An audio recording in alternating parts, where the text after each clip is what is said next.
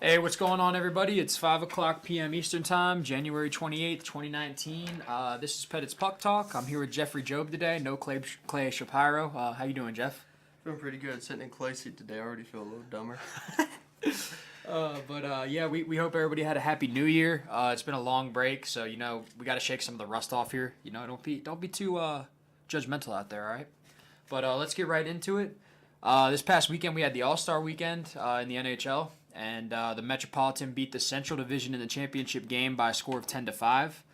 Pittsburgh Penguins captain Sidney Crosby was voted the All-Star MVP, tooting his horn a little bit there.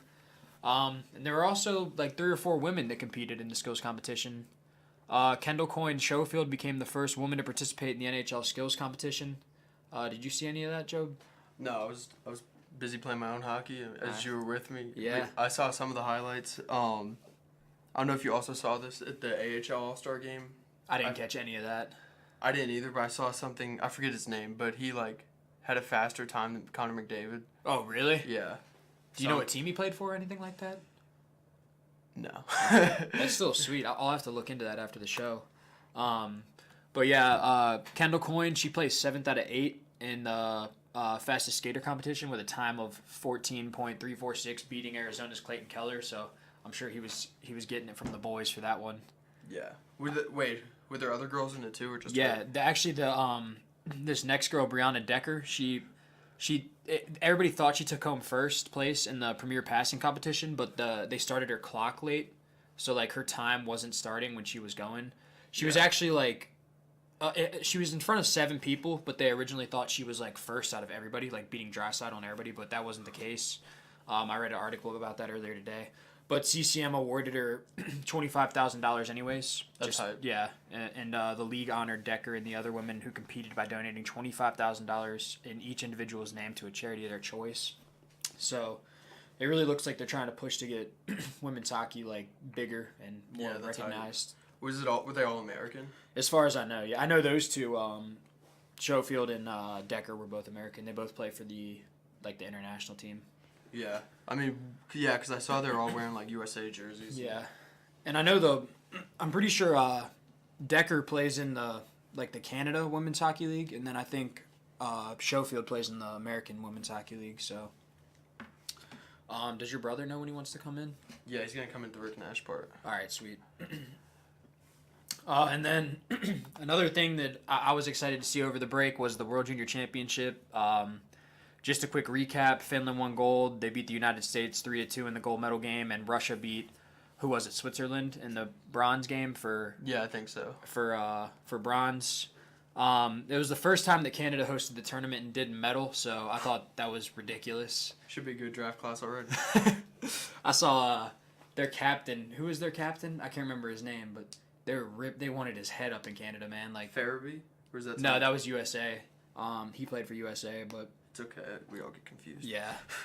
But, dude, his Instagram post, his latest Instagram post, he was just getting ripped by fans up there for how terrible of a captain he was or whatever. But, it is what it is. Canada's got some diehard fans. That's how it's going to go. Did you have any notable players from that? I mean, you mentioned Farabee. He was a stud. Yeah, Farabee's a stud. He had that hat trick against Finland the first time we played him. I remember we talked about that guy from Finland. I don't remember his name. Capo Kakko. Yeah. He's probably going to be the first overall draft pick this year because I don't think Jack Hughes is going to declare for the draft. So it would be interesting to see where he lands. Yeah. You think he's going to be Line-Aid type or not that good? I could see that. I mean, it's hard. It's so hard to say because the World Junior, the skill level between World Junior and the NHL is such a huge gap. Yeah, so, I mean, and it could be a bad. I mean, I feel like it could be a bad draft year. And yeah, exactly. And then World Juniors is kind of kind of a bubble. Yeah. It's just bad people playing against bad people. Yeah. Because it could be a Nico Hischier and Nolan Patrick type year where Yeah. they're just not busts, but they're not superstars or anything. Well, and they say Jack Hughes they thought he was the number 1 prospect going into the tournament. He's only 17. He'll be 18 by the time of the draft, but exactly. You don't have any players older than that you think are more notable than that, I guess. I don't know. Yeah, and then on top of that, did he even put up good numbers? He did decent. He was sick for a couple of the games, so there Yeah. were a lot of games he didn't play, but I think he was averaging a little, maybe right at a point a game, maybe. Yeah. Something like that. I mean, he was good, but I wasn't super impressed with him. I thought there was a lot of hype around him for really nothing, Yeah, to be I honest. agree. And then I thought his brother played even better than he did. Yeah, his brother's sick, dude. Yeah, that's going to be a nasty power play in Vancouver Yeah. next year. Dude, him and they got Tyler Madden, John Madden's son out there. He was on the USA team, too. The football coach? No. No. I think John Madden played for the Devils back in the day. Oh, yeah, that John Madden. And then, but his son, he was number 9 for USA. I thought he was really USA's best player. And Yeah. I didn't think really anybody talked about him, but that's enough World Junior talk. Going into our next story, I was really hoping Clay would be here for this one. We talked about this earlier in the year. Jori Lehtera was charged in a cocaine scandal in his hometown or homeland of Finland. Hate to see it. You really do. But he's been charged more. He's been, I guess, found guilty over there as of December 31st, 2018 for cocaine-related offenses. He's being charged for buying 8 grams of cocaine in the summer of 2018, and it is rumored that he also tried to buy another gram in May of 2018. But the interesting part is he's still been playing with the Flyers through all of this. Like his, Oh, this is the same guy. yeah, he's still playing. He's still on the roster.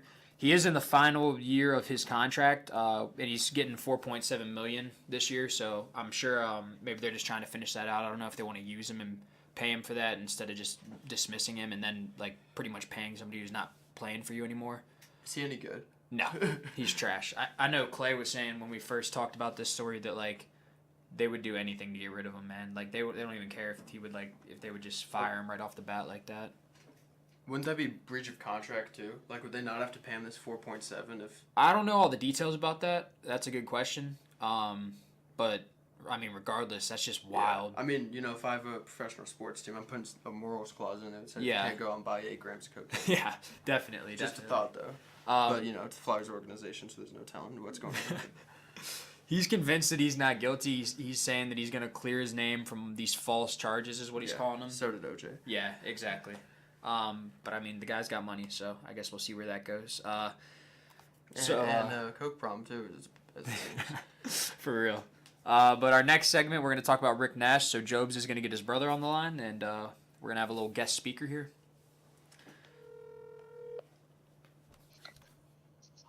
Hello? Hey, I found it. All right, we're live. We just Yeah. got to Rick Nash retires. Okay, so Rick Nash retires due to concussions. He played 1,060 games in the NHL, most recently for the Boston Bruins. Before that, he played for the Rangers, the Blue Jackets, and that's it. So James, this is Zach speaking. Do you think, he won a Rocket Richard Trophy. He won the NHL Foundation Player Award. Do you think he's going to the Hall of Fame, even though he doesn't have a cup? Ooh, I think that's a close one. I think he could get in. I don't think he'll necessarily go in a strong year. I don't know what the years looking up or the years coming up are looking like, but I think he could make it depending on what the years are like. Do you think he deserves it? I mean, who deserves to make it into the Hall of Fame? Yeah, I know, because Bettman's in it. I mean, in my honest opinion, I'm just looking over his numbers right now. How many years did he play? Let's see. He started playing. I think 12 seasons. 2002 was his first year. Oh, so way more than 12 seasons. But the 2 lockouts. Oh, yeah. So, but still, that's like 13 or 14 and a half seasons. He, his GPG was .76. That's not amazing. It's pretty good, though. Especially when you consider he was with Columbus for those first couple of years. That's true. That's true. But he was a first overall pick, so I don't know if he was expected to do more or not. So I don't know if that plays into it or not. That's true. I don't think it really should, though. I think they should look at that just more as an accomplishment that he was a great player before he played in the NHL, and this is not just an NHL museum or foundation. That's true. What were his junior years like? We played in the OHL. 112 games, 138 points. Well, he was the first overall pick into the NHL. He was the 4th overall pick in the OHL priority selection. He had his number retired by the London Knights. Jesus. And he got a payday. Yeah, for sure. When he would have been his third year in the league, he played in the Swiss league. He had 47 points in 44 games. Does he have a Memorial Cup? I can look real quick. No. I mean, I don't know if that would play a large part. Yeah, but what I about know. what I about? think it's a pretty impressive resume. I don't think he'll necessarily get in a strong year, but I think it's definitely possible. Yeah, I'd say he's on the bubble really as far as making the Hall of Yeah. Fame probably. Yeah. But I mean, a sick player either way, you know. So getting to why he retired. So did he have a lot? I don't remember him being a player that always had concussions. No, I think he had one really bad one. To be fair, that never always comes out. That's true. And I mean, I know with me myself, I always came forward when I had concussions, but I know pretty much everyone else I know didn't do that. So That's true. And he knows. a lot of people don't know whether they've had one or not. They just kind of brush it off. So, Yeah. And then they build up, and ultimately, when you've had a lot of them, stuff starts to happen. And I think I think he's going to be glad he retired when he did, maybe even a little sooner. But it's ultimately his decision. I think it's important that players know what the risks are. Yeah, and I definitely think a player like his stature and his experience definitely knows his body and knows when it's time to say it's done. So do you think Nash retiring early like this? I wouldn't say early, but earlier than expected. Yeah, he's 34, but he didn't play all this year, so. Do you think this will make more players that like I mean, what do you think this does for a guy like Crosby, who I mean pretty much has a concussion a year? Do you think that's going to shorten his career maybe a little bit, or what do you think about that? It's hard to say. I mean, players all take it very differently. It's really hard to say. I'm not really entirely sure how an individual player is going to take it. I just think over time the trends will increase. I just think it's hard to say just from year to year how players will respond to this. It's really going to take a long time for players to kind of understand what the risks are because not all the information's out, frankly. Yeah. It's really a new study that's just come about, to be honest. Yeah, and like you were saying, it could just be building up and hit behind the scenes. Crosby could be thinking. And the thing about this also with Nash is, it's obviously starting to get to him, and it's just going to keep getting worse when he gets older, even though he's not getting concussions anymore. Yeah, because his damage is already done at that point. I mean, Yeah. So, I mean, I agree with that. I also agree, like, not everything's comes to light as it happens. So, I mean, maybe not Crosby, but players like Crosby and, like, players that always have, not always, but they frequently get concussions. They could come out sort of out of nowhere and take a year off like Nash did and just say, yeah, I'm done. Like, enough is enough. Well, anyways, thanks for calling in, James. We appreciate it. It was good to have a guest speaker. Thank you. Yeah, thanks for coming on. Oh, so that was Job's brother right there. ODU hockey alum? Yes. Yeah. So good to get some different perspectives on the show for sure. Moving into our next topic, we have the Edmonton Oilers have fired Peter Chiarelli, who was their GM for a couple of years. Making some of the worst decisions that have ever been made in Edmonton Oilers history. Jobs, you got any? I know you've probably got a lot to say about this. Made Hall's career. Yeah, he did. Gave him an MVP. Shout out Chiarelli. Other than that, this guy's a dumpster fire. I don't know how this guy could even get a GM job in the E. All right, I agree with all of that. We saw you and me were talking about the trade tree, where it was like, what was the Mark Messier, and what did they get out of it? Nothing. Oh yeah, Ryan Spooner, who they put on waivers waived last week. So who do you think's next for Edmonton? I've heard talk about Ron Hextall, who the Flyers recently fired. Speaking of Flyers, if they had Chiarelli, they might as well throw Clay in the front office. I forget the post. It was like the top 5 worst trades he ever made, and like one of them was like Barzal for a third. Oh yeah, I saw that one too. There are a lot of pieces in it, but that was the gist of it. Yeah, like he's made some terrible moves. Yeah. And like a fan base like Edmonton, I mean, they boo their own players. I'm sure they would have no problem booing this guy, letting him know that he's doing a terrible job. Yeah, this guy's like CT. But I felt like that was really a long time coming. I'm surprised it didn't happen earlier. I feel like they gave him really a lot of chances, and he just kept messing up and messing up. It's crazy to think this guy has a cup. And then that is insane. And then I mean, I guess the horse that the straw that broke the camel's back was he signed what's his name, Koskinen, to a 3-year carries. I think it was 3 years for some 13 or yeah something. something ridiculous. And That's the he's backup goalie, right? Yeah. Yeah, I remember you telling me about that. This guy's a nut job. And I mean, Cam Talbot hasn't been playing consistent or well by any means this year, but you can't be giving your backup that kind of money just because he's bailed out your starter a couple of times this season. But yeah, I mean, to sum it up, I was really surprised this didn't happen earlier, but I'm glad for Edmonton that it's happened now because they're just wasting Connor McDavid's years there. Yeah, exactly. Moving in, do you have something else to add? Well, I don't know. Moving on to Connor McDavid, I just wanted to add you think he'll spend his whole career in Edmonton? Because he's not going to want to deal with this his whole career. I know. He knows, he's a humble guy, but he knows how good he is. Yeah. And he knows his worth, and he knows that he's a player that definitely deserves a cup.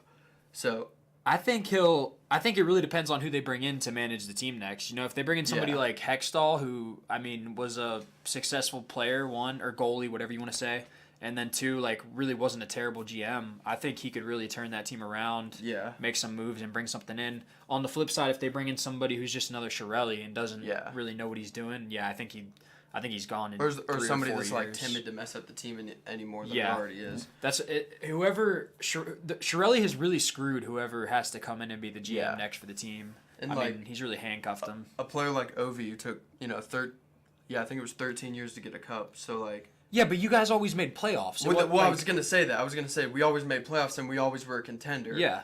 And there were still rumors that he would go. Yeah, and McDavid's been in the league for what? This is his 4th year. Yeah. They've been in playoffs one of the 3 years before this year, and I don't know. It's one thing to make playoffs every year and get knocked out first, second round. It's another thing to only have made playoffs once when you have arguably the best player in the league on your team. I don't know. Yeah. So like you said, it's gonna depend on the next GM because if it's a good GM, it could turn into Ovi's situation where he's just always making the playoffs but needs that one special year. But I don't know. I guess we'll just have to see. Yeah, it'll be really interesting to see too because I've been wondering that same thing, to be honest. I'm glad you asked that question. But we reached the halfway point of the season over break, and I just wanted to get your predictions on 1, who you think is going to take the cup, who's going to make the finals, and then 2, who's going to win the Hart Trophy and who's going to win the Vezina. Is Rantanen still tearing it up? Yeah. I mean, he's definitely cooled off a little bit, but he's doing pretty good, I think, still. I mean, Colorado as a whole has just cooled off a little bit. Yeah. Is Kucherov leading the league now? He's got around 80 points or something like that. I remember you telling me that. So I think Rantanen's, as of now, he could keep getting worse as the year goes on, but as of right now, I would say Rantanen and Kucherov are definitely going to be nominees, but right now I'd give it to Kucherov. Vezina.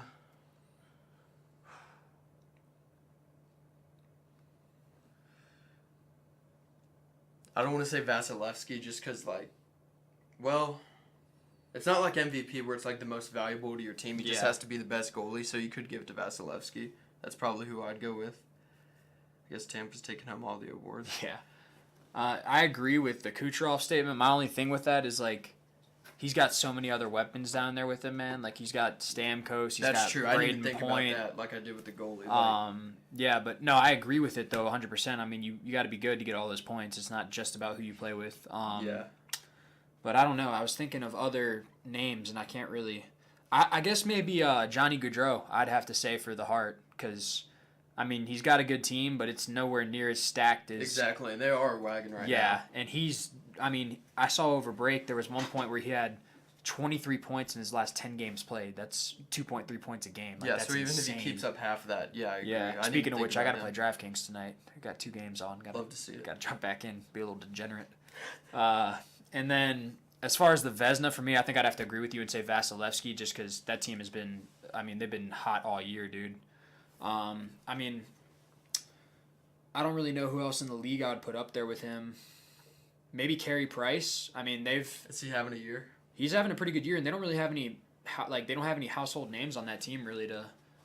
They're they can possibly make playoffs. I know I said that earlier in the year, and you guys just laughed at me, but they're right outside of a wild card spot, I think, right now in the Eastern Conference. Yeah, they're not bad. Now they have Weber back too. Exactly. So, I think. If they stay healthy and Carey Price stays healthy, I think he could, 1, win the Vezina, and 2, they could probably make the playoffs. What about playoff predictions? Who do you got winning the Cup?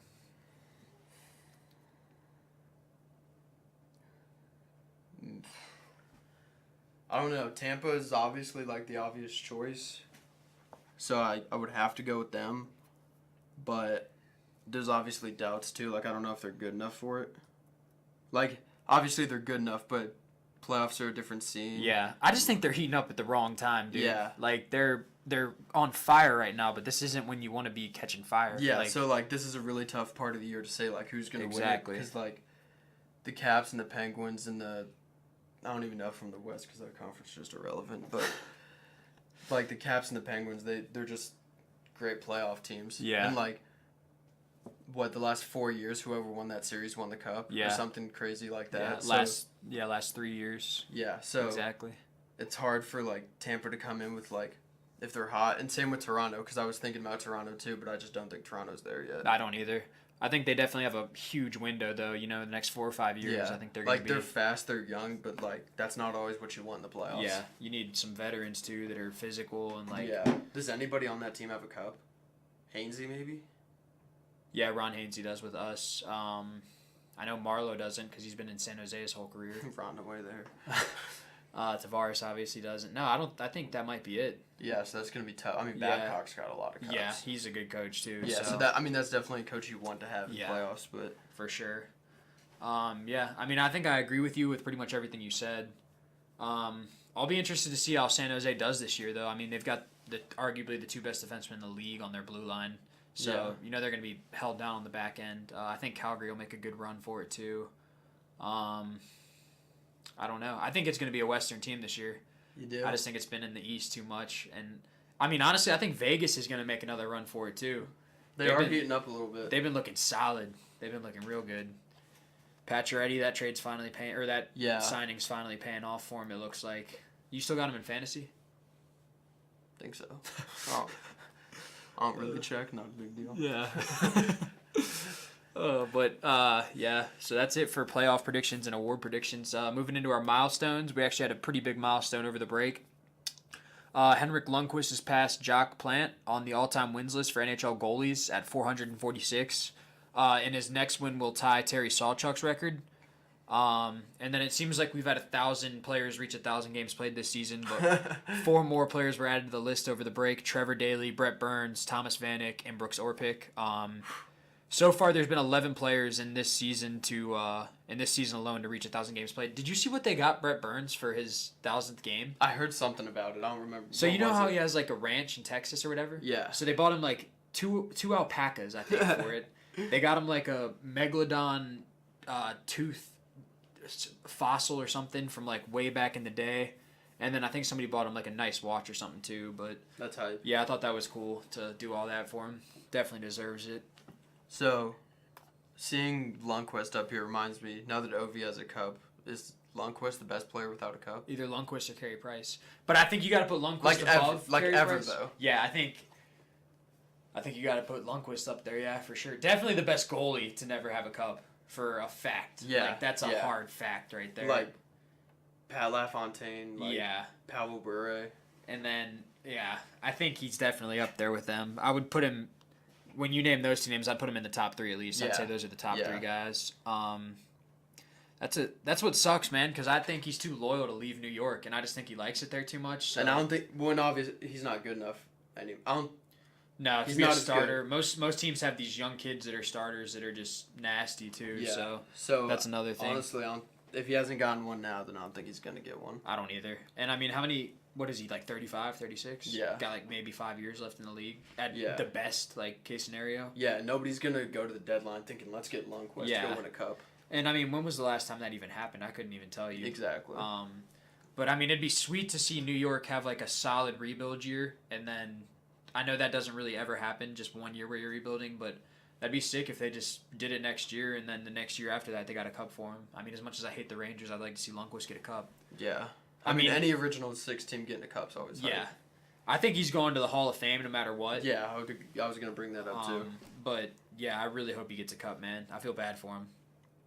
Have you seen how he looks? I don't feel bad for him at all. That's true. That's Man true. rocket. Absolutely certified, verified. He's got the check on Twitter. Yeah, that's what it's for. Moving into fantasy hockey / injuries. Eric Carlson's day to day with an undisclosed injury. Zach Aston Reese, he's on the IR. He's been out for a while with a fractured hand after he dummied whoever that was. I can't even remember. Taylor Hall's on the IR with a lower body injury. Hate to see it. Yeah, it sucks for fantasy. Curtis McElhinney, he's day to day with a knee injury. We'll see how. I think Carolina's been doing pretty good with Peter Mrazek, anyways. Tuukka Rask is day to day with concussion-like symptoms after he got rocked by Heedle, however you say it. Did you see that? No. Dude, this dude was like barreling down on the breakaway, like coming down the boards, and like he puts it in, and he tries to like cut out of the crease, and Charlie McAvoy just like pushes him into Rask, and he just rocks Rask like head on the crossbar and everything. That's bad. Yeah, he's probably out for a while. That's bad. And then Oliver Ekman-Larsson is day to day with a lower body injury. So there's just some notable injuries. Yeah, those are some big names. Yeah. There were more too. I just didn't feel like including all of them. I didn't want to ramble on for 9 years about that. Our next segment and our final segment, who's hot and who's not. In the hot category, we got Calgary, Wagon. Minnesota, Wagon. New York Rangers. Wagon. Not a wagon. Florida and Philadelphia. Not wagons. They're all on 3-game winning streaks, the most notable being Calgary, who's 8-1-1 in their last 10 games played. Minnesota looks like they might finally be starting to turn things on. That's another team I'd like to see get a cup. They're always just average in the playoffs. Yeah. And then Florida and Philadelphia and New York maybe starting to turn things around. It's getting too late if you need to. And then in the not so hot category, we got Job's team here, Washington. They're Wagon. They're on a 7-game losing streak, 3-7-0 in their last 10. You love to see it. Then we got New Jersey. They're on a 3-game losing streak, 3-7-0 in their last 10 also. Wagon. And then we got Edmonton. No surprise here. They're on a 3-game losing streak. Is that all? Just 3 games? Yeah, but 4-6-0 in their last 10. By their standards, they are a wagon. Did you see the picture? It was like Leon Draisaitl and Connor McDavid, and it was like most teams only get to send one player to the All-Star game. And they sent the whole team. Yeah, the Oilers got to send their whole team. I was like, yo, y'all got to chill. Plus Nugent Hopkins and Clefbaum, they're both pretty sick too. Yeah. But yeah, that's all we had today. Job, do you got any comments before we sign off air here? Glad to be back. It is. It I feels missed good. calling Clay out for, being himself. But And now we can call him out when he's not even here. And, yeah. Clay, thanks for coming out. Just kidding. You're Yeah. not here. Thanks for checking the Cliff Notes, Clay. You just dummied yourself. So thanks for tuning in, guys, and we'll catch you back here next week at the same time.